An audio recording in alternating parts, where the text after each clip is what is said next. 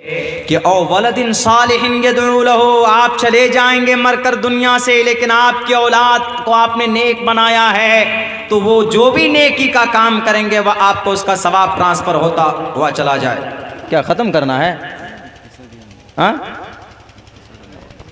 ختم کرنا ہے؟ ٹھیک ہے، دعا کرا دیجیے۔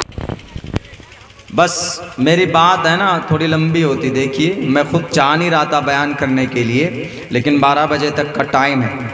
بس یہی کہوں گا میں کہ ہماری جو نئی نسل ہے ان بچوں کو تعلیم دیجیے، ان بچوں کو شراب سے روکیے، اور ایک نئی چیزیں ہماری نسل میں اب چل پڑی ہے، عزت دار طوائفوں کو بلا کر بڑے بڑے مشاعرے کرتے ہیں، لاکھ 5 لاکھ 4 لاکھ 6 لاکھ روپے خرچ کرتے ہیں۔ ہمارے سیمانچل میں کتنے گھر ایسے ہیں جن کے پاس کھانے کے لیے ان کے پاس راشن نہیں ہوتا ہے۔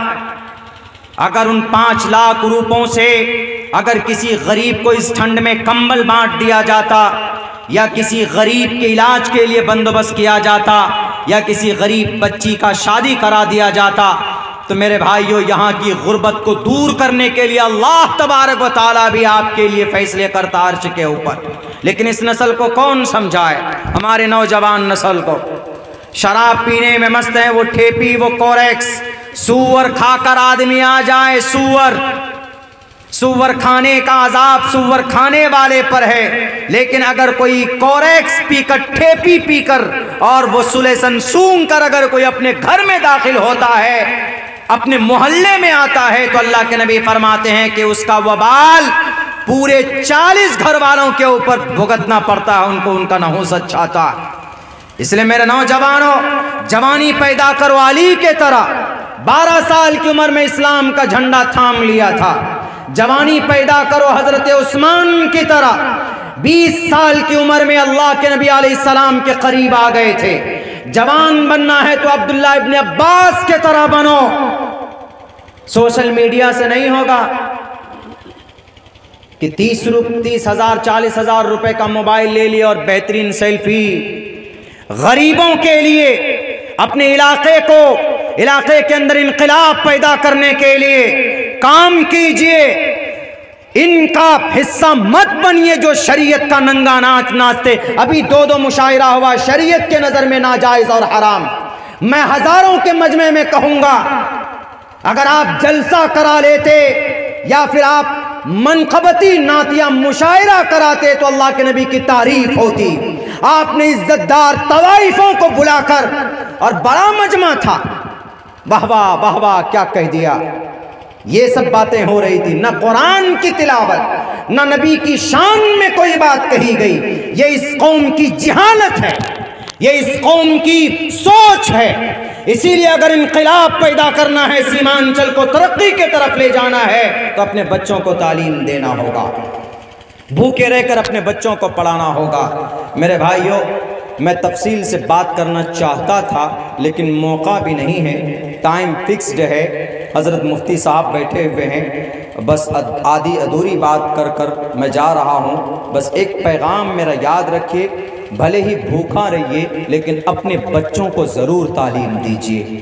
دوسرے نمبر پر کچھ کاروبار کیجیے، چھوٹا موٹا ہی صحیح کاروبار، چھوٹے سے کام شروع کیجیے، اللہ بڑا کرے گا۔ 5 لاکھ 10 لاکھ ضروری نہیں ہے۔ 5 روپے جب دودھ بیچنے والا CM بن سکتا ہے، چائے بیچنے والا PM بن سکتا ہے، اخبار بیچنے والا میزائل مین بن سکتا ہے، کولڈ ڈرنک بیچنے والا امبانی بن سکتا ہے، تو پھر بھئی آپ چھوٹا موٹا کاروبار کر کے اپنے گھر کی پرورش کیوں نہیں کر سکتے؟ یہ اسلام کا ایک حصہ ہے۔ یوں ہی مت بیٹھیے۔ اپنی بہار کے اندر تو تھوڑی سی قلت ہوتی ہے علاقے کے اندر میں روزی روٹی کمانا، یہاں تو یا یہ ہے کہ سرکاری جاب مل جائے تو اسی پہ، یا پھر زمین بیچ کر کے آدمی کوئی کاروبار کرتے ہیں۔ زمین بیچ کر کاروبار کرنا ٹھیک ہے، لیکن زمین بیچ کر گھر بنانا، زمین بیچ کر کھانا، جو کچھ بھی زمین ہے، میں یہ صحیح نہیں سمجھتا ہوں۔ کاروبار کیجئے، 1 لاکھ 2 لاکھ جمع کیجئے، چھوٹے موٹے سے شروع کیجئے اور پھر آگے بڑھیے، دیکھے گا انشاءاللہ تبارک و تعالی زندگی کے اندر خوشحالی ہوگی۔ تیسری بات یہ کہوں گا کہ متحد رہیے، مل کر رہیے۔ یہ نہیں پولنگ ڈاؤن، ایسا نہیں ہے فلاں گاؤں والا ایسا ہے یا فلاں صاحب ایسا ہے، اس کو پیچھے کرو، اس کی برائی اس کے سامنے، اس کی چائے کی دکان میں اس کی برائی، اس کی چائے کی دکان میں اس کی برائی، نہیں، ختم کیجئے یہ چیزیں۔ لا يدخل الجنت قطات، چغل خور کبھی بھی جنت میں نہیں جائے گا۔ یہ ساری چیزیں جبھی آئیں گی جب ہمارے بچوں کے اندر ایجوکیشن، جب کوالٹی آئے گی۔ کسی کا مقولہ ہے انگریزی میں، the primary aim of education is to prepare and to qualify the new generation for participation in the development cultural village, society and cities and countries۔ اگر آپ گاؤں کو، محلے کو طاقتور بنانا چاہتے ہیں تو اپنے بچوں کو صرف تعلیم دے دیجئے، دیکھیں انشاءاللہ تبارک و تعالیٰ کبھی بھی وہ بھوکمری کی زندگی نہیں گزارے گا۔ آج سے طے کر کے جائیے کہ اپنے بچوں کو انشاءاللہ ہم تعلیم دیں گے۔ آپ بولیے مولانا کون سا تعلیم دیں گے؟ پہلے عقیدے کی تعلیم دیجیے، قرآن کی تعلیم دیجیے، نماز کی تعلیم دیجیے۔ اگر آپ کے پاس ٹائم ہے تو آپ اپنے بچوں کو حافظ قرآن بنائیے، لیکن آپ چاہتے ہیں کہ بھئی ہم اپنے بچوں کو ماسٹر بنانا چاہتے ہیں، انجینئر بنانا چاہتے ہیں، ہم اپنے بچوں کو ڈاکٹر بنانا چاہتے ہیں، نو پرابلم، بنائیے۔ میری تقریر ہے ڈاکٹروں کے اوپر، میری تقریر ہے سائنٹسٹوں کے اوپر۔ دنیا کے بڑے بڑے ڈاکٹر قرآن پڑھ کر نکلے۔ MBBS MD ڈاکٹر بنتا کن کی کتاب پڑھتا؟ شیخ حسین ابن علی سینا کی کتاب پڑھتا ہے۔ 11 سال کی عمر میں حافظ قرآن بن گئے تھے شیخ حسین ابن علی سینا، کوئی بڑی بات نہیں۔ ہم نے لا کیا، لا عثمانیہ یونیورسٹی سے ہم نے پورا ہوا مکمل، ہمارا اس سال فائنل ایگزام ہے۔ ہم نے پہلے حفظ قرآن کیا، عالمیت، حفظ قرآن کے بعد سبا قاری کا کورس کیا، سبع عشرہ کا کورس کیا، عالم دین بنے، تکمیل علوم PhD عربی ہم نے کیا، بعد میں ہم نے ڈپلومہ کیا، اس کے بعد جا کر سنویدھان کی پڑھائی پڑھی، پھر جا کر ہم نے تعلیم حاصل کی، لا کی۔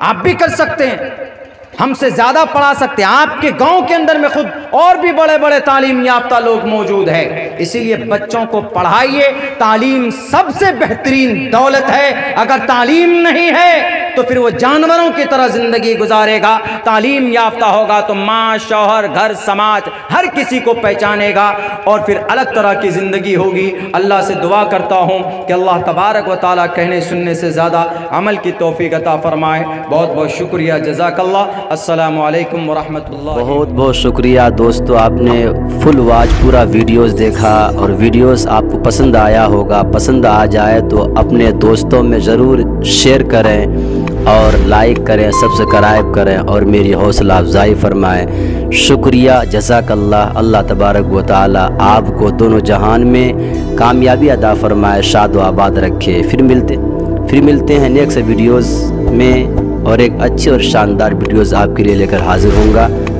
تو اجازت دیجیے، پھر ملتے ہیں دوسری ویڈیوز میں۔ السلام علیکم ورحمۃ اللہ وبرکاتہ۔